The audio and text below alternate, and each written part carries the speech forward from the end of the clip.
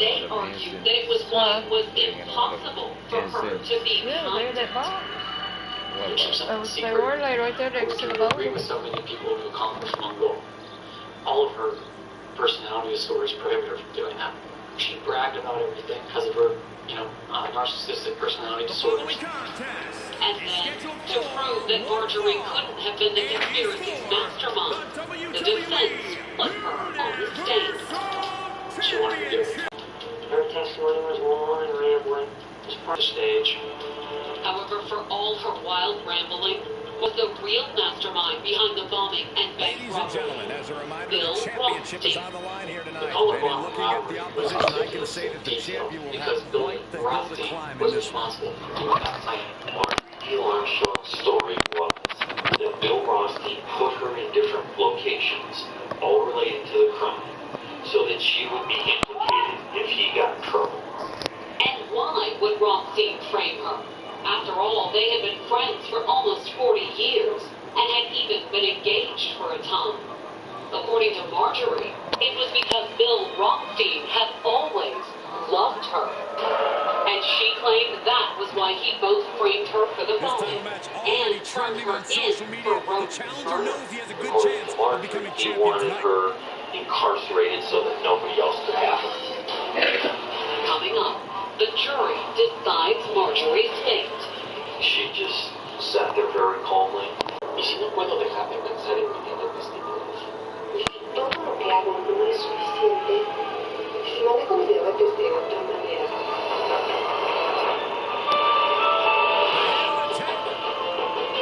Ahora que mi llama una vez a la semana puedo hacerlo. Quiero ayudar a tu cuerpo a regular el azúcar en la sangre y que consumas menos alimentos. De las 4 personas alcanzaron una A1C menor al 7%. Además, quienes usan Mounjaro perdieron hasta 25 litros. Mounjaro no es para personas con diabetes tipo 1 o menores de 18 años. No uses Mounjaro si eres alérgico a esto, o si tú o tu familia padecen de carcinoma medular de respiración o retinopatía diabética. Serios efectos secundarios que tienen hepatitis y problemas de riñón. El uso de Mounjaro como una superlúria o un riesgo aumenta el riesgo de bajo nivel de azúcar. Informe a tu médico si estás lactando, estás embarazada o necesitada. Efectos secundarios incluyen náusea, vómito y diarrea, lo que causa deshidratación y podría empeorar problemas renales. Ahora puedo manejar mi diabetes de otra manera con Mounjaro. Pregúntale a tu médico por Mounjaro. In WWE history.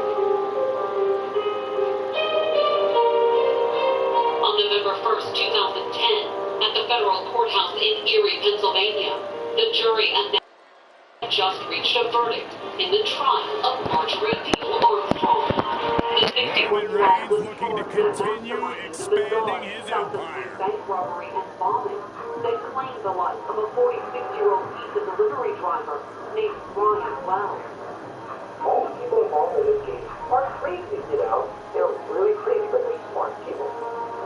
At trial, the defense argued that she had been framed by the Introducing the challenger. mastermind. From Nashville, Tennessee, weighing in at 163 pounds, the King, Tony But while the prosecution introducing the champion. Rothstein had played a pivotal role in the plot, building the bomb that killed Wells. Would the jurors believe Marjorie's claim that he had framed her too? When the verdict was read, they found her guilty. Marjorie Neal Armstrong was convicted of conspiracy to commit bank robbery with the utilization of a destructive device. Implications for the 4 landscape months later, on February 28, 2011, the judge sentenced her to life in prison. Anytime you're convicted of bank robbery with a death resulting, it's mandatory life in prison.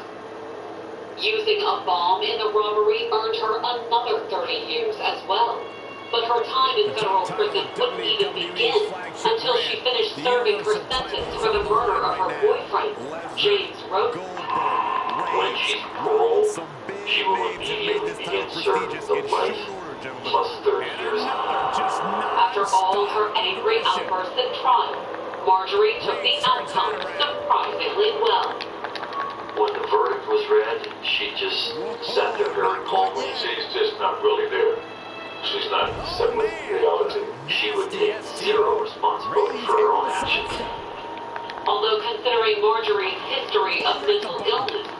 there are some who wonder just how much she was to blame. Marjorie's life is a byproduct of American resources not being placed towards mental illnesses and people with mental Getting illnesses. put to the test here. Taking aim on the arm.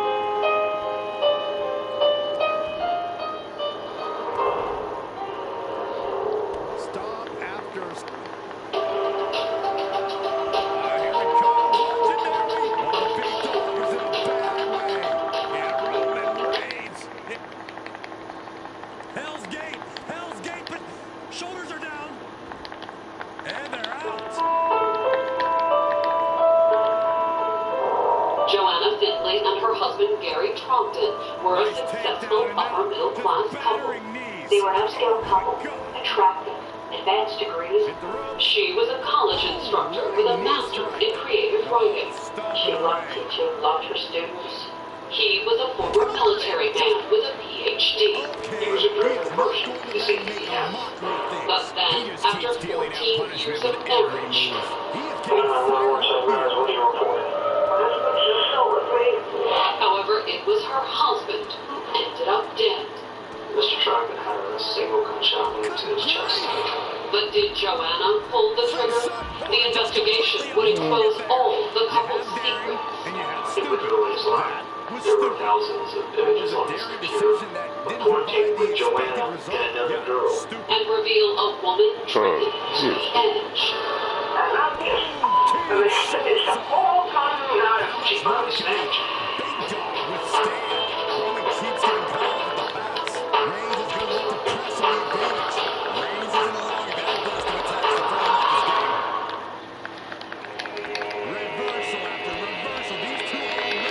St. Mary's County, Maryland, October 30th, 2010. It was 10:49 on a quiet Saturday night in this rural community southeast of the nation's capital when a frantic call came into the county 911 center. 40-year-old Joanna Findlay was calling for help. Hurry back in. She sounded like she was nervous and out of breath, like she What's was the running. plan here? Joanna told the dispatcher that her husband, 55-year-old Gary Trogdon, was chasing her with a gun. But apparently, Joanna's husband wasn't the only one armed. And then, soon after, Joanna admitted to shooting at her husband. The photo were dead, and, I had to call back to find out what was going on. This is how you This punish your time, opponent. Gary picked up. This is St. Mary's County 911.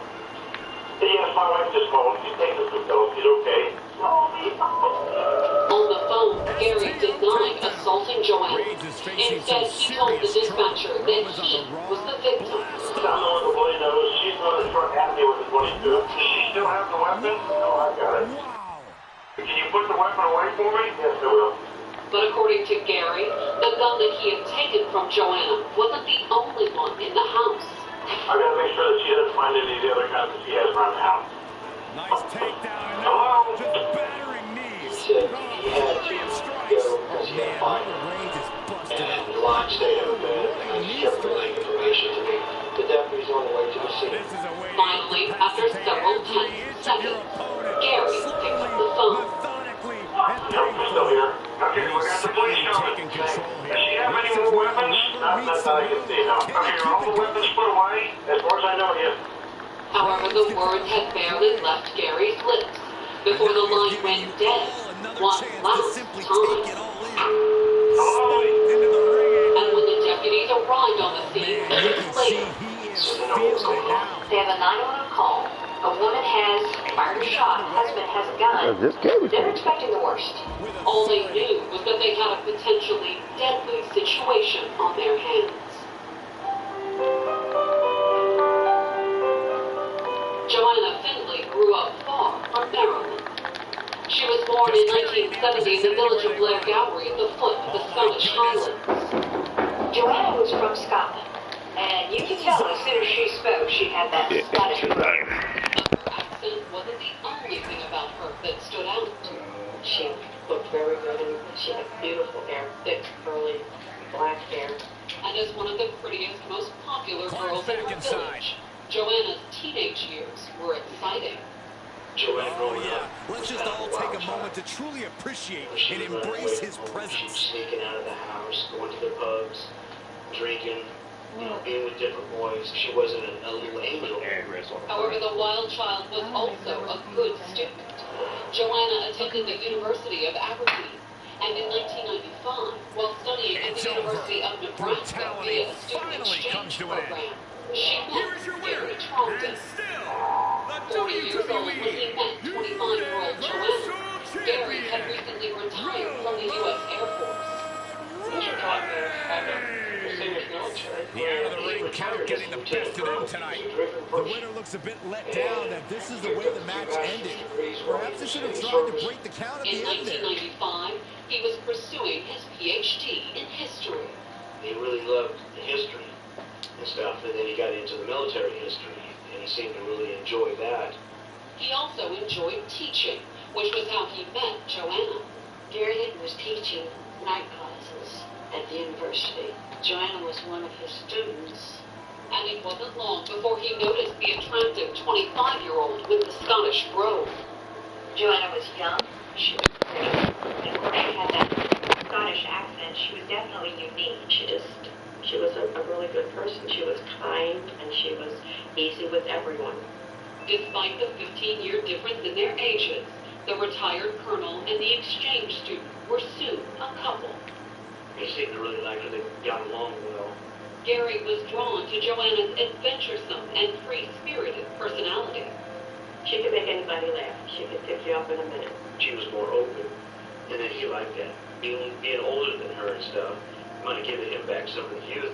Joanna, on the other hand, appreciated Gary's maturity.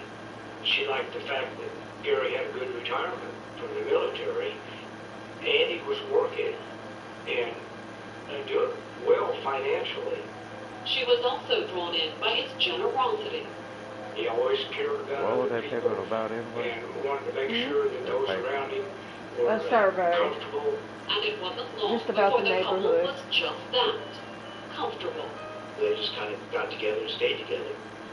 A year later, in 1996, they were Or ask them engaged. to wait A till move that initially we caused think some they need to put. concern in Gary's family. She was losing her green card and was going to be transferred back to Scotland. So she Oh, really Mama. latched onto him. But once the family met Joanna, they realized that the couple truly was They in need to love. put what? I was happy for him. Um, Because it seemed he had So like somebody if he could do things we with felt like they that wanted they to both put enjoyed grocery over store, clothing Whether that store, was stuff spending like time that. with friends, The neighborhood She say, liked a good party. no, the neighborhood ain't loved to safe. cook, loved to eat. or spending time together in the great outdoors. They liked hunting, fishing, camping, canoeing. Married in 1996, Joanna and Gary spent the next 6 years in Nebraska, while Gary finished his Ph.D. and Joanna earned a master's degree. Won't get robbed. But her and Yeah. Mr. Tommy were educated people. The couple Going on moved to Jerry, Maryland so in that's 2004 after Gary landed his dream job as a military historian with the U.S. Army. Gary loved the military. We used to tease him and say, "What's your big khaki, Gary?" He would like that. Suburban Baltimore, Joanna took a job teaching writing and literature at the University of Maryland. She was very well known for things. She loved teaching. She loved her students. And for the next several years, the couple appeared happy.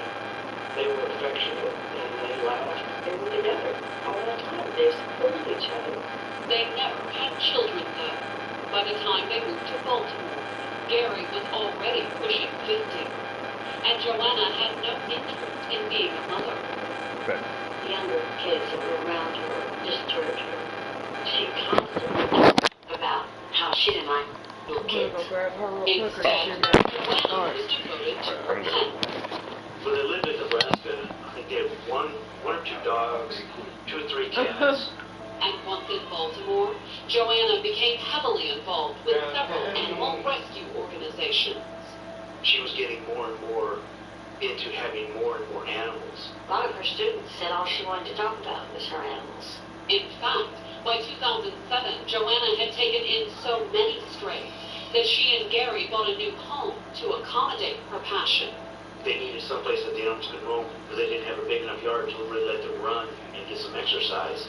So they moved out to Hollywood, Maryland, out there in St. Mary's County. It was a quiet neighborhood. The houses had a lot of separation between them. Sitting on 5 acres, the couple's new home had plenty of space for Joanna's animals. They had converted the whole carport on the side of the house to an area for the cats and the dogs. Joanna also devoted herself to gardening. Her gardens were really beautiful. She had every kind of water flower you could think of, plus koi's and goldfish. And once they moved out in the country, the couple found a new hobby that they could share together: target shooting. Gary liked to shoot. We deer hunted together.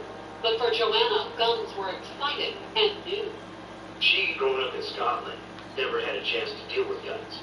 So when she got into it, she really went full bore. They were both avid shooters. And by 2010, the couple had collected more than a dozen guns, many of them Joanna's. She was more, enthusiastic about always wanting to go shoot them. But that October, Joanna's love for guns would have dangerous repercussions and leave local law enforcement rushing to defuse a potentially deadly standoff. Coming up, Joanna struggles to tell the deputies what just happened. She really wasn't making sense of what she was saying. And investigators deal with a complicated crime scene.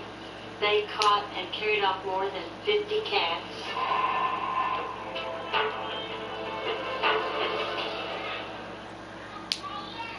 Watch and learn.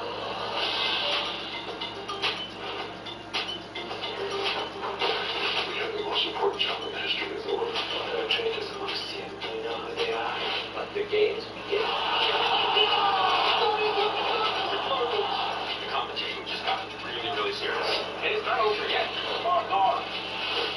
Wow, this is huge. Exactly. It's like you're reading my mind. Maybe it's a good time. Research shows people remember heartwarming ads, so to help you remember that Liberty Mutual customizes your home insurance, here's a touching moment. I want to give you something very special that I wore on my wedding day. Liberty Mutual customizes your home insurance, so you only pay for what you need. I love you, Mom. Yes. I love you too. Only pay for what you need. Liberty, liberty, liberty, liberty.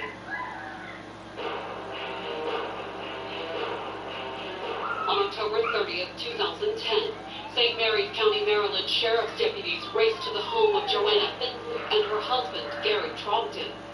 Moments earlier, the 40-year-old college instructor had dialed 911 and reported a domestic disturbance. My husband's just so with me. And the fight had taken a potentially deadly turn. The impression I had was that she shot at him. We don't know if she hit him or if she missed or if she shot him again. They're not sure what to expect. They're expecting the worst. Whatever had occurred, Joanna was apparently uninjured. They found Miss Finley outside, dressed in white clothes. She was visibly upset, crying. Once inside the house, it was obvious there had been a struggle. The sliding glass door had been shattered. There was some blood stains on the floor, some on the wall. And in the living room, the deputies found Joanna's husband, Gary, sprawled in a recliner. Mr. Trogdon had a single gunshot wound to his chest. The wound was right around the heart. The deputies rushed to render first aid. They removed him from the recliner, placed him on the floor in front of the recliner, in an attempt to perform life-saving measures. But it appeared that they were too late. Once we did move him and started compressions, the blood started pumping out of the hole. I knew that, some vital organs or vital veins or arteries had been struck. The CPR wasn't going to do Hey, anything. baby. A few minutes later, EMTs arrived at the scene and confirmed the deputy's diagnosis. Joanna's husband was dead. Hoping for some answers, the deputies at the scene turned to Joanna, but they had a hard time understanding the distraught widow. She really wasn't making sense. Just not quite sure what's going on around her. And based on one thing they could understand, it was easy to see why. She said she'd taken some Zoloft pills. A lot of pills. She said there were 60 in the bottle. And she tried to take all of them. She said she wanted to kill herself.